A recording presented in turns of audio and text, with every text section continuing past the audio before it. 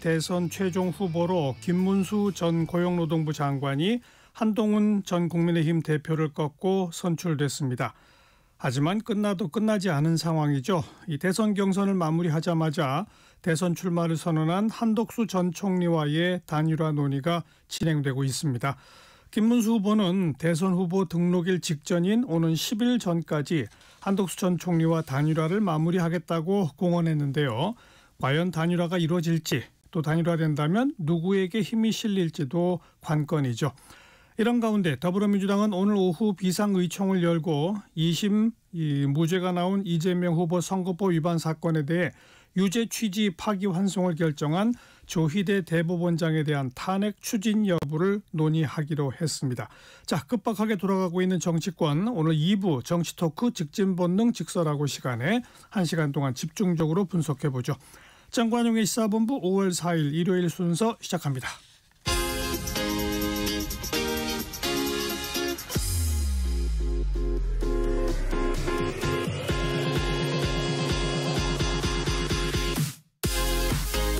대한민국 시사의 중심. 토요일, 일요일 낮 12시 10분.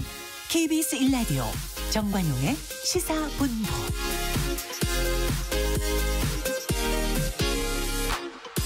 한 주간 주요 뉴스 생생한 음성 자료와 함께 정리해드리는 곽지연의 주간 뉴스 브리핑입니다. 곽지연 리포터 어서 오세요. 네, 안녕하세요. 대통령 선거 불과 한 달 정도 앞두고 더불어민주당 이재명 대선 후보의 선거법 위반 혐의 사건 판단이 다시 뒤집혔죠. 네, 그렇습니다. 사흘 전인 지난 1일이었죠. 대법원 전원 합의체는 이재명 민주당 대선 후보의 공직선거법 위반 혐의에 대해서 무죄를 선고한 2심 판결을 유죄 취지로 파기환송했습니다. 대법관 12명 중 재판관 10명이 다수 의견이고요. 2명이 반대 의견을 내면서 사건을 다시 서울고등법원으로 돌려보냈습니다. 지난 1일 목요일 KBS 9시 뉴스로 그 현장의 소리 들어보시죠. 원심 판결을 파기하고 사건을 서울고등법원에 환송한다. 더불어민주당 이재명 대선 후보가 공직선거법 위반 혐의로 다시 법의 심판대에 서게 됐습니다. 1심 유죄 판결을 뒤집었던 2심 무죄 판결을 대법원 전원 합의체가 다시 뒤집어 유죄 취지로 파기환송한 겁니다. 고 김문기 전 처장을 모른다. 백현동 연구원 부지 용도 변경 과정에 국토부 협박이 있었다는 이 후보의 과거 발언을 허위라고 판단했습니다. 공직선거법 제250조 제1항의 허위사실 공표죄에 해당한다는 것이 대법원의 다수 의견입니다. 재판에 참여한 12명의 대법관 가운데 이같이 결정한 건 10명. 이흥구, 오경미 대법관 2명은 대법원은 표현의 자유를 보장하며 선거법상 허위사실 공표죄 성립 범위를 제한해왔는데 이에 역행한다고 반대 의견을 냈습니다. 대법원은 1심과 2심의 재판 지연과 엇갈린 판단으로 혼란이 유례없었다며 공직선거법 취지에 따라 신속하게 집중심리했다고 밝혔습니다. 고법은 대법원의 유죄 취지 판단을 유지하면서 이재명 후보에 대한 재판을 다시 열게 됩니다. 대법원 판결에 대해 검찰은 파기환송심에서 죄에 상응하는 형이 선고될 수 있도록 공소 유지에 만전을 기하겠다고 밝혔습니다. KBS 뉴스 최재훈입니다. 대법원은 이번 재판의 쟁점이었던 이재명 후보 발언 가운데 2가지를 허위 사실이라고 판단했죠. 네, 이재명 후보는 지난 2021년입니다. 한 방송 인터뷰에서 대장동 개발 의혹과 관련해서 당시 사업 실무자였던 고 김문기 씨와 골프를 친 적이 없다는 취지로 말을 했습니다. 그런데 김 씨와 찍은 4명의 사진이 공개가 되면서 골프 동반 의혹이 제기가 됐었죠. 그러자 이재명 후보는 조작이다 이렇게 해명했습니다. 그러니까 이른바 골프 발언 그리고 백현동 부지 용도 변경 발언 이렇게 2가지를 허위 사실로 판단했습니다. 대법원의 판단 근거를 지난 1일 목요일 KBS 9시 뉴스로 들어보겠습니다. 고 김문기 씨와 함께 골프를 쳤다는 의혹이 제기되자 이재명 후보는 이렇게 발언했습니다. 마치 제가 골프를 친 것처럼 사진을 공개했던데 제가 확인을 해보니까 전체 우리 일행 단체 사진 중에 일부를 떼내가지고 이렇게 보여줬더군요. 조작한 거죠. 2심 재판부는 이 발언이 사진 원본 일부를 떼내 조작한 것이라는 의미로도 해석될 수 있다며 김 씨와 골프를 치지 않았다는 거짓말로만 볼 수 없어 허위 사실이 아니라고 봤습니다. 그러나 대법원 판단은 달랐습니다. 대법원은 발언이 주는 전체적인 인상의 기준으로 의미를 확정해야 한다며 골프를 치지 않았다는 의미로만 해석된다고 판단했습니다. 김문규와 골프를 친 것이 사실이므로 이 골프 발언은 주희대 대법원장 골프 동반의 교육 행위에 관한 허위사실 공표에 해당합니다. 백현동 부지 발언에 대한 판단도 뒤집혔습니다. 만약에 안 해주면 직무유기 뭐 이런 걸 문제 삼겠다고 협박을 해서 2심 재판부는 이 후보가 협박이라는 과장된 표현을 사용했을 수 있고 의견 표명에 해당해 허위사실로 단정 못한다고 봤습니다. 하지만 대법원은 이 발언은 사실 표명에 해당한다고 판단했습니다. 또 국토부의 용도지역 상향 요구나 압박, 협박도 없었다고 봤습니다. 협박까지 해서 피고인이 어쩔 수 없이 부득이 용도지역을 상향하게 되었구나 하는 잘못된 인상을 주기에 충분하고 대법원은 2심의 판단에는 공직선거법에 관한 법리를 오해해 판결에 영향을 미친 잘못이 있다고 밝혔습니다. KBS 뉴스 공민경입니다. 이재명 후보의 공직선거법 위반 사건 파기환송심 재판이 빠르게 진행돼서 이번 달 15일에 시작된다고요? 네, 지난 1일 앞서 말씀드린 것처럼 대법원에서 유죄 취지로 파기환송된 이후에요. 다음 날입니다. 2일 서울고등법원에서 담당 재판부가 정해졌고요. 첫 공판 기일까지 15일로 이렇게 잡힌 겁니다. 재판부는 이재명 후보에게 소환장까지 발송을 했습니다. 지난 2일 금요일 KBS 9시 뉴스입니다. 초구속 심리로 36일 만에 이재명 후보의 선거법 사건을 유죄 취지로 파기환송한 대법원. 사건을 돌려받은 서울고법은 더 빠르게 움직였습니다.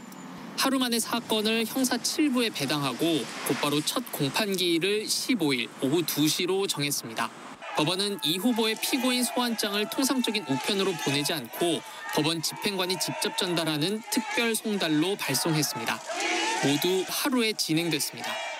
법원은 이 후보가 첫 기일에 불출석하면 다시 재판 일정을 잡고 이후 다시 출석하지 않으면 재판 종결과 선고까지 할 수 있다는 입장입니다. 법조계에선 사실관계를 추가로 다툴 부분이 없는 만큼 공판 한 번에 한 달 안으로 선고도 불가능하지 않다는 예상이 나오기도 합니다. 파기환송심은 피고인 출석 의무가 있기 때문에 소환장 수령을 거부하거나 재판에 불출석할 경우 한 달 내 선고는 어려워 보인다는 관측도 나옵니다. 하지만 법조계에선 대선일 전까지 이 후보의 선거법 사건 확정 판결이 나긴 힘들다는 시각이 많습니다. 파기환송심에서 이번 대선에 나갈 수 없는 벌금 100만 원 이상의 형이 선고될 경우 이 후보의 선거법 사건은 대법원 재상고까지 갈 것으로 보입니다.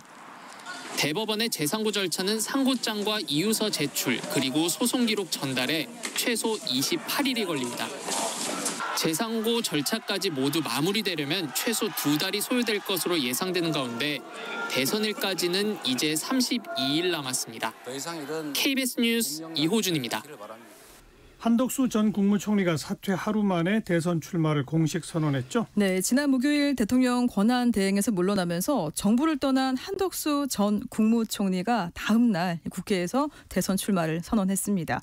자신이 당선되면 개헌을 완수하고 3년 뒤에 대통령직에서 물러나겠다 이렇게 말을 했습니다. 금요일 KBS 9시 뉴스입니다. 한덕수 전 총리가 취임 즉시 개헌을 추진하겠다며 대선 출마를 선언했습니다. 임기 첫날 대통령 직속 개헌 지원 기구를 만들어 개헌 성공에 총력을 기울이겠습니다. 3년 안에 개헌을 마무리해 총선과 대선을 치른 뒤 곧바로 대통령직에서 물러나겠다고 약속했습니다. 권력을 목표로 살아온 정치인은 개헌에 착수할 수도 개헌을 완수할 수도 없습니다. 또 경제관료 경험을 앞세워 통상 문제 해결에 앞장서겠다고 했습니다. 미국 정부는 물론 각계 전문가들과 활발히 소통하고 있습니다. 이번 통상 현안도 반드시 풀어내 보이겠습니다. 계엄 책임론에 대해선 총리로서 못한 일을 대통령의 힘으로 해내겠다며 거국 통합내각 구상을 제시했습니다.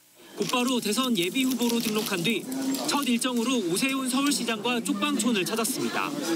서울시 정책의 공약 반영을 언급했는데 허락을 받아서 대폭 좀 포함을 좀 시켜도 되겠습니까? 물론입니다. 국민통합, 약자 동행 행보로 민생을 강조하고 중도 표심을 확보하려는 전략으로 풀이됩니다. 통합의 의미로 광주 5.18 민주묘지를 찾았는데 저도 호남 사람입니다, 여러분. 시민단체 등의 반발에 부딪혀 발길을 돌렸습니다. KBS 뉴스 박영민입니다. 국민의힘 대선 후보로는 김문수 후보가 선출됐죠. 네, 이 반탄 김문수 대 찬탄 한동훈 이렇게 두 경선 후보가 맞붙은 결선에서 김문수 후보가 56.53%의 지지를 얻어서 국민의힘 대선 후보로 선출됐습니다. 2위 한동훈 후보와는 13%포인트 차입니다.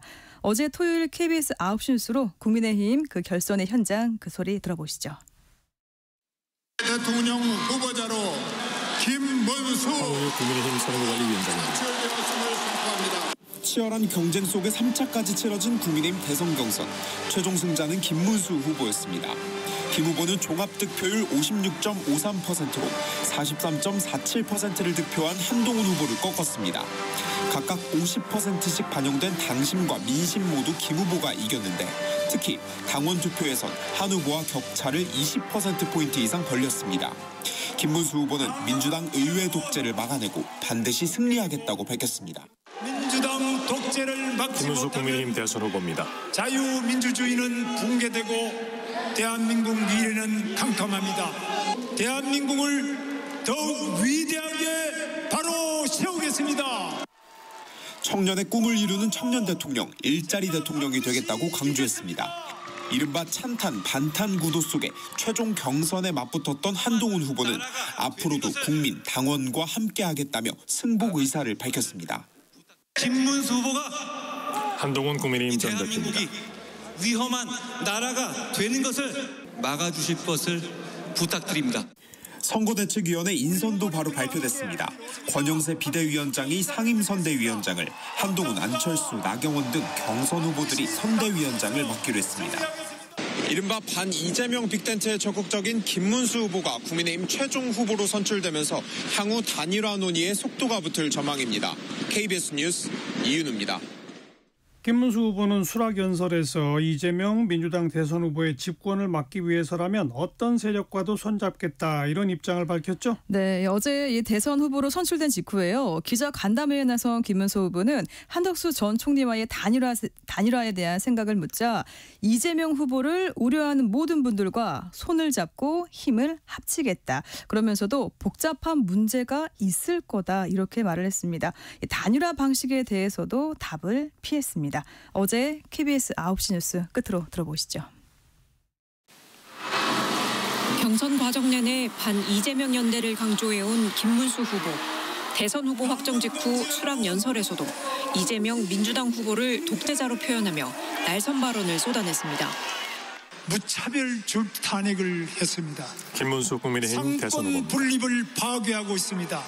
이 사람들이 정권을 잡는다면 끔찍한 독재가 펼쳐질 것입니다. 적극적인 단일화 의지도 다시 한번 밝혔습니다. 국민의힘은 용광로 같은 당이라며 한덕수 전 총리는 물론 개혁신당 이준석 후보를 포함해 누구든 포용하고 통합하겠다고 강조했습니다. 이재명 세력의 집권을 막기 위해서라면 어떤 세력과도 강력한 연대를 구축할 것입니다. 낡은 1987년 체제를 바꾸겠다며 개헌도 약속했습니다. 국회의원 불체포 특권 폐지 등 정치, 사법제도와 함께 선거제도도 개혁하겠다고 했습니다. 감사원이 선관위를 감사하고 사전투표 제도를 폐지하겠습니다. 청년 대표가 참여하는 2차 연금 개혁을 추진하고 청년 기업가의 천국을 만들겠다고 밝혔습니다. 다만 한덕수 전 총리와의 단일화 방안에 대해서는 앞으로 자주 만날 것이라면서도 구체적 언급은 피했습니다. 벌써 단일화 방안을 내놓는다 이렇게 하면 조금 좀 이상 안 하겠습니까? 윤석열 전 대통령의 출당 문제에 대해선 생각해 본 적도 구체적 논의도 없었다고 말했습니다. KBS 뉴스 현예슬입니다. 네, 주간 뉴스 브리핑 곽지연 리포터 수고하셨어요. 고맙습니다. 정관용의 시사본부 듣고 계시고요. 12시 25분형에 갑니다. 기상청 교통정보센터 차례로 연결하죠. 기상청의 강혜종 씨. 네, 날씨 정보입니다. 미세먼지도 없고 날씨가 맑아서 초록의 싱그러움이 그대로 드러나 초록의 서정시장 식구에 걸맞는 날인 것 같습니다. 하늘 모습 평화롭고요. 날씨 순탄합니다만 오늘도 바람이 매우 강합니다. 특히 중부지방과 동해안 쪽 바람이 종일 강하게 불겠습니다. 시설물 관리뿐만 아니라 화재 예방에도 신경 쓰셔야겠습니다. 아침 기온이 복사 냉각으로 인해서 여전히 낮았습니다. 서울은 9도대였는데요. 쌀쌀했던 아침 낮을 지나 낮에는 기온이 큰 폭으로 오릅니다. 어제에 비하면 3도에서 6도의 상승폭입니다. 오늘 낮 기온 서울 20도, 대전 22도, 대구 23도 등 17도에서 23도 분포를 예상하고 있습니다. 일교차가 상당히 크고요. 자외선 지수가 높아서 이 점 주의하셔야겠습니다. 이렇게 오늘 고기압권 내에서 맑겠고 어린이날인 내일 수도권은 낮 한때 비가 조금 내리겠고요. 오후부터 밤 사이는 전국적으로 가끔 비가 내리겠습니다. 중부지방 5mm 미만, 남부 대부분 5에서 20mm가량의 비가 예상되고 하늘 전반적으로 내일 흐리겠습니다. 동해 먼바다와 남해 먼바다 파도 점차 약해지겠습니다. 지금 서울의 기온은 17.9도입니다. 날씨 정보였고요. 다음은 이 시각 교통 상황 알아보겠습니다. KBS 교통정보센터의 이현 씨입니다. 네, 어제도 정체가 심했는데 오늘도 많이 밀리고 있습니다. 현재 고속도로에서 가장 어려운 곳은 경부고속도로 부산 쪽입니다. 전체 80km 구간 막히고 있습니다. 대부분의 정체가 충청권에 집중돼 있는데요. 특히 북천안에서 천안 분기점 쪽으로 정체가 길게 이어지고 있고요. 옥산 분기점에서 청주 분기점 쪽으로는 23km 구간 속도가 떨어집니다. 남부 지역을 오가기도 쉽지 않으실 텐데요. 대구 부산고속도로에도 차가 많습니다. 부산 쪽으로는 삼랑진에서 고정 1터널 쪽으로 15km 구간에서 정체가 이어집니다. 강원도와 이어지는 길 영동고속도로 강릉 쪽이고요. 지금 용인이나 여주 일대 통과 많이 어렵습니다. 강원권의 정체도 계속 길어지고 있는데요. 원주에서 새마을 둔내에서 봉평 터널 쪽으로 많이 밀리고 있습니다. KBS 교통정보센터였습니다.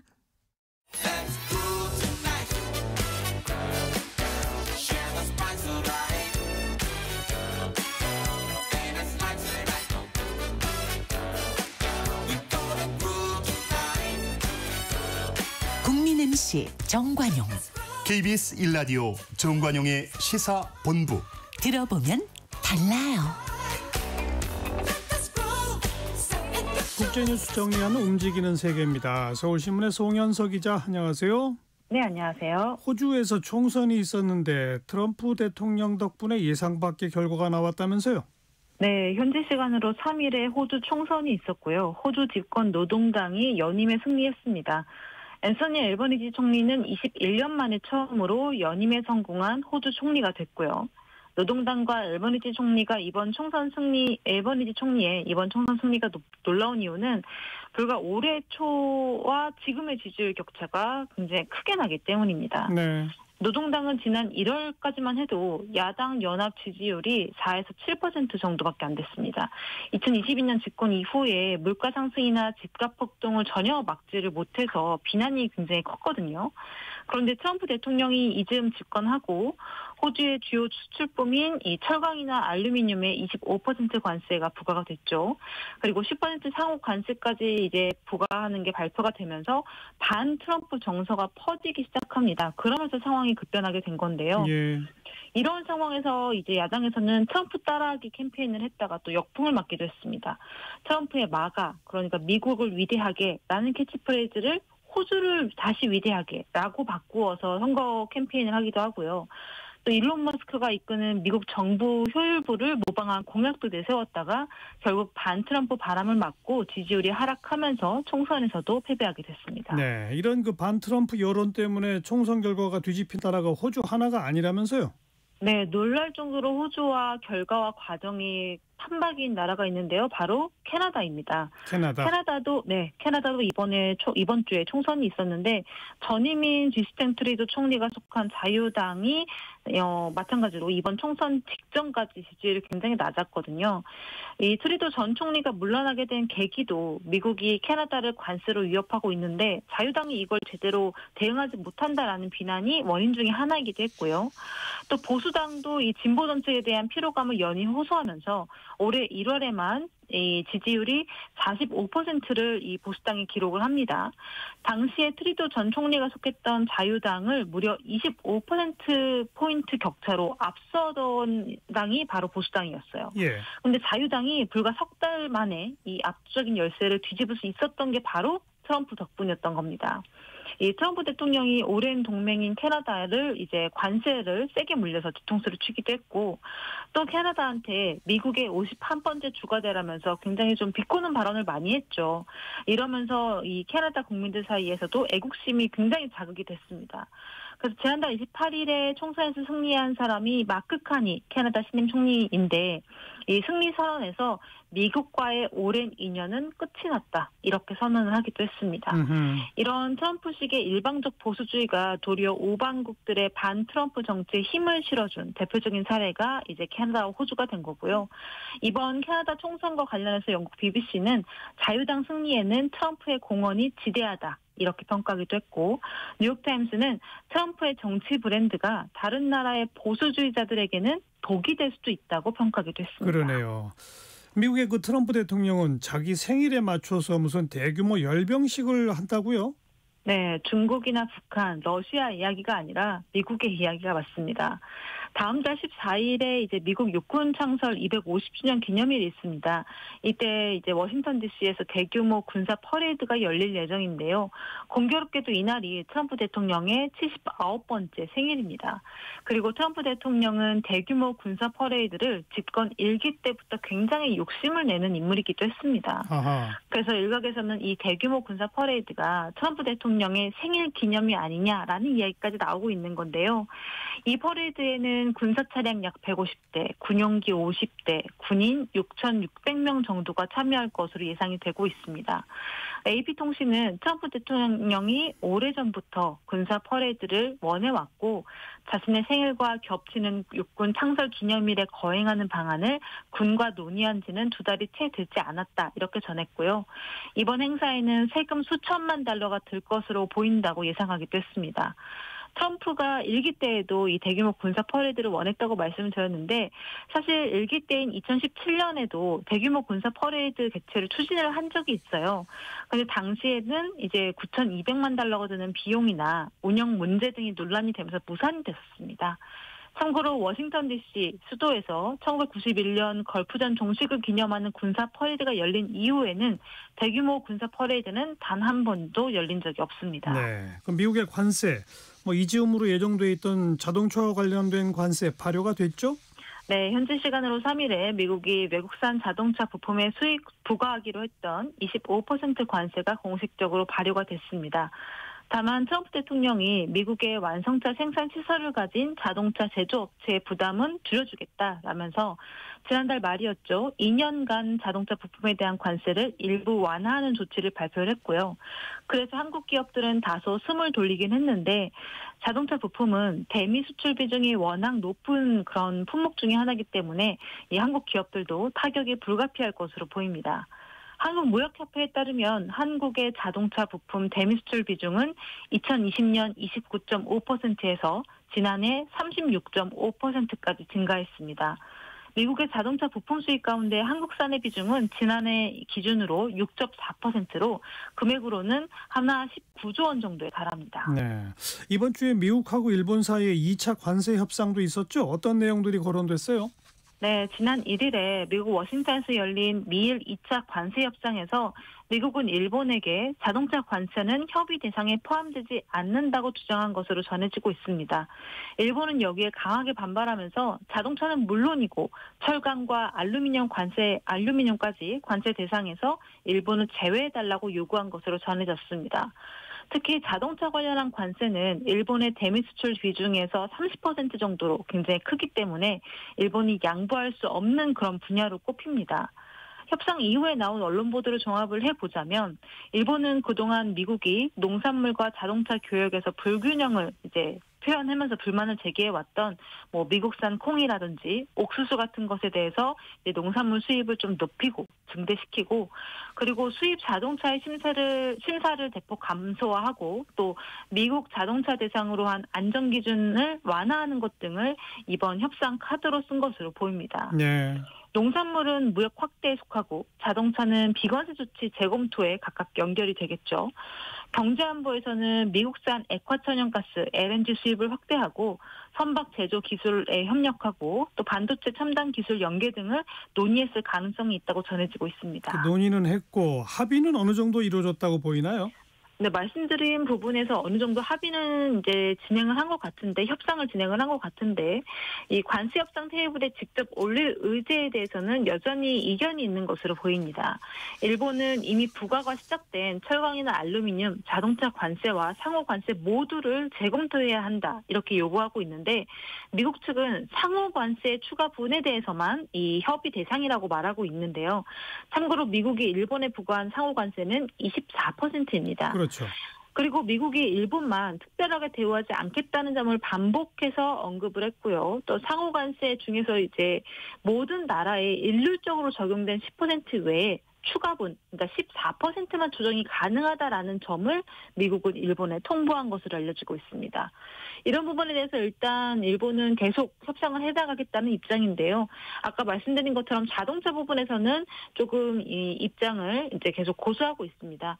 이시바 일본 총리는 2차 협상 보고를 받은 이후에 자동차 관세에 대해서는 절대로 수용할 수 없다면서 물러설 뜻이 없다는 뜻을 강조했습니다. 중요한 건 이제 우리나라가 미국과 어떻게 협의를 하느냐인데 현재 상황이 어떻습니까? 네, 한미 양국은 지난달 24일에 열렸던 통상협의에서 상호 관세 유예가 끝나는 이 7월 8일까지 양국이 협의한다는 7월 패키지를 만들었었죠.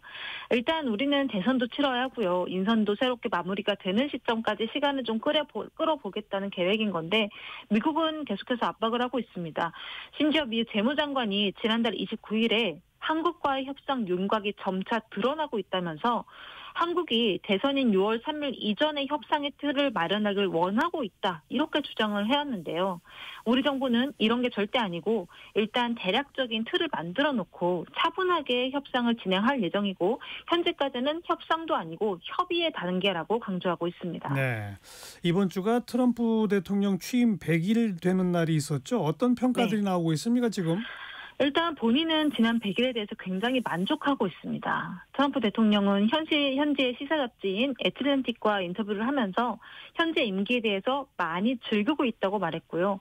지난 1기 행정부 때와의 차이점을 물어보니까 첫 번째 임기 때는 부패한 사람들이 있어서 국가를 운영하며 생존해야 하는 두 가지 일을 했다라고 이야기를 했는데 이게 본인의 참모진이 본인의 말을 잘 듣지 않는다든지 뒤통수를 치는 일들에 대해서 언급을 한 것으로 보입니다. 그리고 현재는 국가와 세계를 자신이 운영하고 있다면서 만족감을 드러냈습니다. 이번 인터뷰에서는 한국과 관련된 언급도 있었는데 주한 미군에 대해서 엄청난 비용이 든다고 지적을 했고요. 또 다른 나라에 미안해할 필요가 없다. 그런 나라들은 미국의 희생으로 번영을 했다. 이렇게 주장을 했는데 정확히 어떤 부분에 대해서 미안해할 필요가 없는지는 언급되지 않았습니다. 참고로 이번 인터뷰를 진행한 애틀랜틱은 그동안 트럼프 대통령과 행정부에 대해서 비판적인 그런 시각을 나타냈던 언론사이고요. 이 애틀랜틱은 인터뷰 후에 이 트럼프는 자신이 무적이라 믿지만 균열이 보이기 시작했다라고 평가했습니다. 네, 미국 경제는 지난 100일 동안 어떤 변화를 겪었나요? 트럼프 주장대로 미국이 더 살만해졌나요? 그렇지 않죠? 그렇지 않습니다. 일단 미국 S&P 500 지수는 트럼프 취임 직전주 대비해서 100일 만에 7.8%가 하락했습니다. 특히 지난 8일 종가 기준으로는 보면 S&P 500이 트럼프 대통령 취임 전 대비해서 16.9%나 급락한 걸 확인하실 수 있습니다. 네. 골드만삭스는 지난달 24일 보고서에서 외국인 투자자들의 미국 주식 매도 규모가 하나로 약 86조 원가량으로 된다고 추산하기도 했습니다. 글로벌 투자자들이 미국 자산을 매도하는 셀 아메리카 현상도 있었는데요. 유로화나 엔화 같은 주요 6개국 통화 대비 달러 가치를 보여주는 게 달러 인덱스인데 이 달러 인덱스가 트럼프 대통령 취임 직전주 대비해서 9% 넘게 떨어진 상태입니다. 반면에 안전자산인 금값은 고공행진을 이어가고 있고요. 무엇보다 관세로 인해서 실물 경제 타격이 우려되고 있는 상황입니다. 월마트 같은 미국 대형 소매업체 대표들이 지난달 21일에 트럼프 대통령을 직접 만나서 관세 때문에 매장이 텅텅 빌 것이다, 이렇게 경고를 하기도 했고요. 또 미국 경제가 향후 12개월 안에 침체할 확률에 대한 전망은 지난달 30%에서 이번 달 45%까지 올라갔습니다. 로이터는 트럼프 대통령 재집권 100일 만에 투자자들이 미국이라는 브랜드의 가치를 재평가하고 있고 또 무역 정책 때문에 미국 시장에 장기적인 타격이 있을 가능성이 우려되고 있다고 분석했습니다. 예.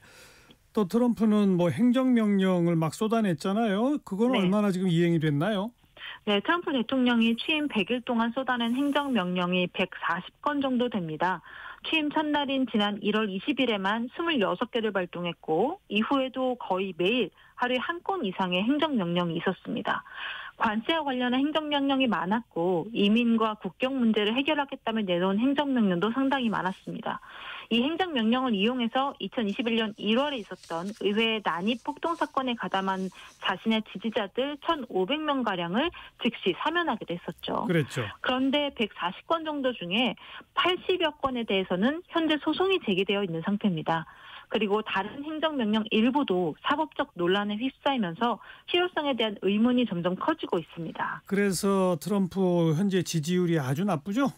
네, 좋지 않습니다. 지난달 25일에 뉴욕타임스 여론조사에 따르면 트럼프 대통령에 대한 긍정적인 평가는 42%, 부정적인 평가는 54%였습니다. 하루 전인 24일에 워싱턴포스트가 발표한 여론조사에서는 지지율이 39%에 그치면서 역대 대통령 중에 취임 100일 기준으로 최저를 기록했습니다. 이런 여론조사 결과에 대해서 트럼프 대통령은 발끈하면서 가짜 여론조사다 이렇게 주장을 했고요. 취임 100일 하루 전이었던 지난달 28일에 SNS에 이들은 선거 사기로 조사를 받아야 된다. 나쁜 범죄자들이다. 그리고 이번 여론조사를 한 언론사 직원들은 좀 아픈 사람들 같다. 이렇게 비난하기도 했습니다. 한마디로 언론사들의 표본 추출 자체가 굉장히 편파적이기 때문에 자신을 지지하는 층의 의견이 제대로 반영되지 않았다는 주장으로 해석이 됩니다. 네, 여기까지 서울신문 송현석 기자 고맙습니다. 감사합니다.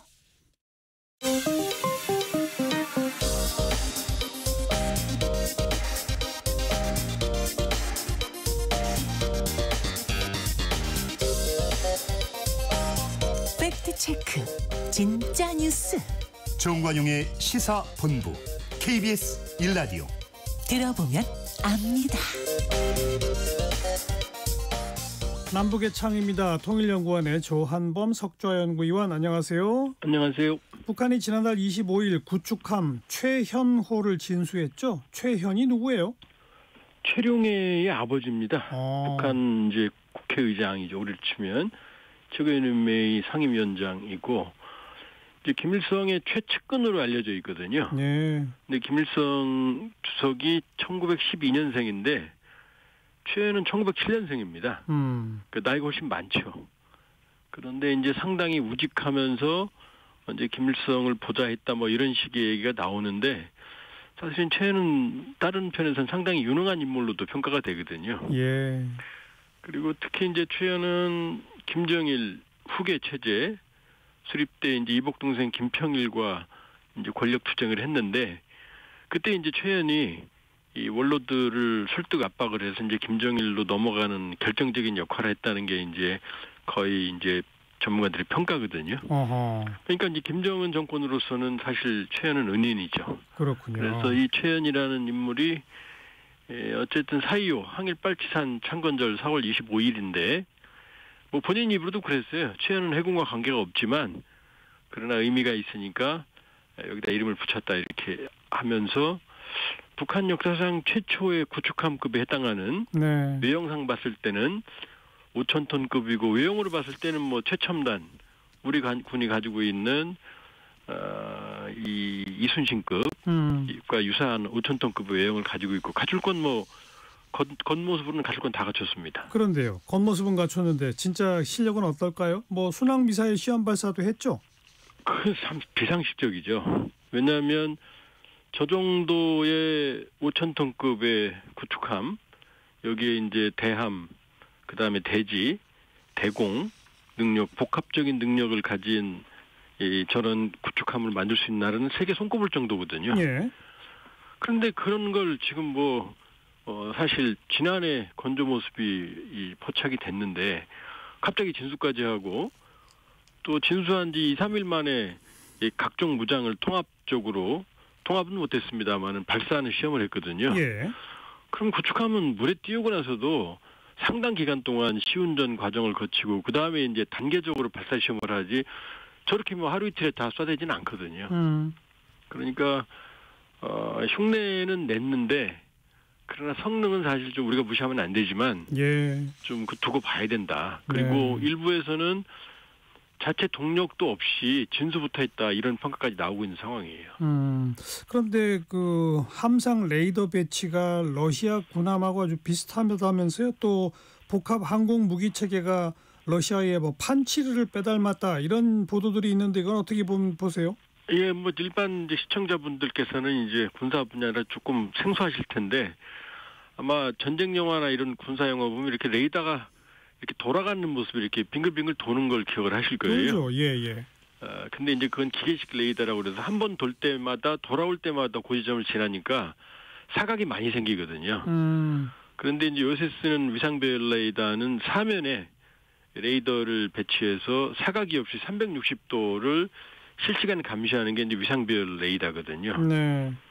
이것도 지금 만들 수 있는 나라가 몇 나라 안 되거든요. 그러니까요. 우리도 이지스함에 장착하는 스파이 SPY 계열 레이더를 미국에 사오거든요. 근데 북한이 어쨌든 안에 들어있는지 안 들어있는지 모르겠습니다만 겉모습만 봐서는 똑같은 형태를 취하고 있고 그다음에 이제 복합 방어 무기는 뭐냐면은 이제 이 단거리 이 근접 방어 무기 일종의 기관포하고 그다음에 단거리 미사일을 융합을 한 개념이거든요. 예.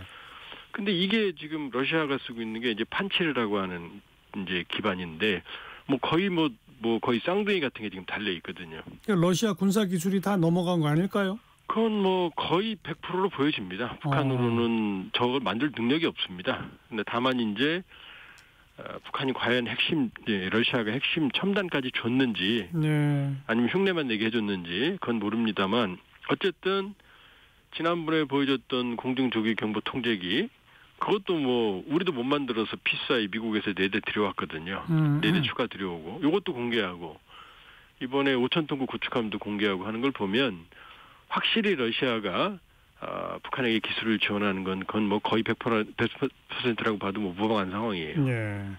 김정은 위원장은 이 해군의 핵무장화를 가속화하라 이렇게 지시했는데 북한이 해군 전력 강화에 역점을 두는 배경은 뭡니까? 지금 5,000톤급을 지금 공개했지만 북한 해군은 전형적인 연안 해군, 그러니까 연안을 벗어나지 못하는 해군이거든요. 이전에 5,000톤급 구축함 이전에 최고 큰 배가 이제 1,800톤급 낮은 급 본인들은 구축함이라고 그러지만 우리를 치면 이제 초계함 정도 수준 떠 있는 게 계적일 정도 노후화되는 거고요. 최근에 만든 것도 압록급, 두만급 정도 그나마 이제 신조함이지만 이것도 1,500톤급이었거든요. 네. 그러니까 잠수함이나 함정 척수로는 상당히 많죠. 그러나 내용면으로 보면 지금 세계 군사력 해군력 수준에서 14, 5위 정도 기록이 되지만 개인적인 판단으로는 아마 5, 62 이하 정도로 그 해군력이 열악하거든요. 잠수함 같은 경우도 수적으로는 우리보다 많지만 물속의 경운기라고 할 정도로 시끄러워서 잠수함은 조용해야 되거든요. 그러니까 우리가 너무 무시하면 안 되지만 그러나 북한 해군력은 사실 손 부끄러운 정도 수준이었다. 그러니까 이제 김정은 정권이 핵무기를 손에 사실상 줬기 때문에 이제 핵무기만 가졌다고 해결되는 건 아니거든요. 그렇죠. 지금 러시아 우크라이나 전쟁도 러시아 핵무기 있지만 못 쓰고 지금 인도 파키스탄도 으르렁거리고 있지만 저 핵무기는 쓰기 쉽지가 않거든요. 그러니까 러시아 기술 지원을 받아서 지금 열악한 이제 해군력을 강화시키고 있고 오늘 노동신문 보니까 탱크 공장도 갔어요. 맞아요. 예, 그러니까 결국 북한이 탱크도 사실 수적으로 우리보다 거의 2배에 달하지만 거의 6.25 때 쓰던 거 그런 게 거의 절반 이상이거든요. 그러니까 지금 러시아 기술 지원을 받아서 국방력, 재래식 전력 현대화에 주력을 하고 있기 때문에 우리는 그동안 ICBM이나 정찰위성 이런 쪽을 걱정했는데 사실 그거보다 더 걱정이 러시아가 기술 지원을 해주면 표시 안 나게 북한의 재래식 전력을 현대화할 수 있고 이건 우리 군에 압박이 되거든요. 그렇죠. 방금 북한 해군력이 세계 한 50위권 밖이다라고 하셨는데 한국 해군은 몇 위예요?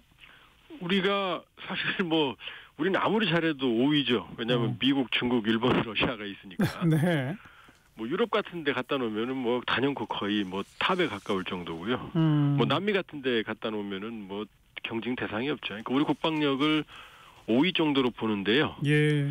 그 중에서도 해군력은 우리가 현대화를 최근에 꾸준히 해왔기 때문에 사실 5위급이라고 그러지만 최정상급입니다. 양이 아니라 질면에서 본다 그러면은 알겠습니다. 중국도 압도할 수 있죠. 그 김정은 위원장은 이 신형 구축함의 작전 범위가 중간 개선 해역이다라고 말했는데 이 중간 개선 해역이 뭐예요? 이건 이제 아직 모르죠. 본인들이 뭐라고 규정은 안 했으니까. 그래서 이제 NLL 아니냐, 이제 남북한의 이제 사실상의 경계선인 NLL 아니냐 이런 평가들이 나오는데요. 네. 근데 구축함은 이 중요 병기이기 때문에 NLL 근처에서 작전을 안 합니다. 왜냐하면 NLL 근처로 가게 되면 적 대함 미사일의 사거리에 들어가거든요. 그렇죠. 그래서 후방 지원을 하거든요. 그러니까 제가 보기에는 김정은 위원장이 원양 해군을 사실 북한 힘으로는 말도 안 되는 얘기인데요. 원양 해군을 지금 꿈을 꾸니까 아마 연안과 원양, 왜냐하면 원양 해군이 있으려면 이제 기동 전단이 필요하거든요. 예. 우리도 이제 기동 전단 겨우 만들었습니다. 그러니까 지금 이 한 척밖에 없으니까 이게 이제 연안과 원양 요 중간 개선까지는 활동할 수 있지 않겠느냐. 그러면 이제 동해 전역이니까 한반도 전역, 그다음에 일본까지도 이제 그 작전 범위 넘겠다 이런 의도로 저는 해석하고 있습니다. 네, 그 우크라이나에 북한 파병한 사실을 아주 뒤늦게 지금 인정했죠. 그 인정한 이유가 뭘까요? 이제 더 이상 숨길 수가 없죠. 왜냐하면 이제 북한군 전사자들이 다소 발생을 했고 지금 부상병들이 돌아가야 되거든요. 예. 그러면 부상병들이 돌아가서 이제 다 참전했다고 얘기를 할 텐데, 그러니까 일단 시기가 됐고. 그 다음에 북한군이 파견됐던 쿠르스크 지역, 러시아 영토거든요. 예. 여기를 거의 탈환했습니다. 거의 100% 탈환했고요.